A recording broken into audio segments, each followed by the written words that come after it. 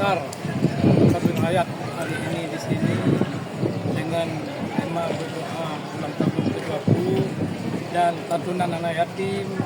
Alhamdulillah lah ada hari ini dan insya Allah ke depan lebih baik lagi dan masyarakat kita di sini dalam menghadapi tsunami yang 20 tahun yang lalu dan kita terus masyarakat kita semoga dalam lindungan Allah Subhanahu wa taala selalu. Mungkin pesan atau arti dari peringatan hari ini apa yang ingin disampaikan kepada masyarakat kita Aceh khususnya juga dunia. Ya, alhamdulillah ini semua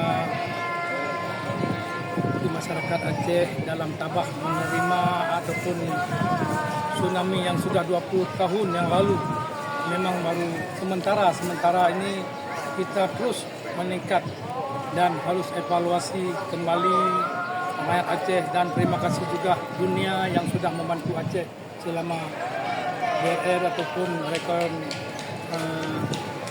konstruksi kita dan alhamdulillah lah melihat semoga rakyat kita semangat terus. Mungkin dari kegiatan hari ini apa yang bisa kita sampaikan kepada generasi mendatang terhadap bencana tsunami? Ya, inilah harapan. Mungkin anak-anak yang baru lahir 15 tahun, 20 tahun ke bawah ini tidak tahu tsunami.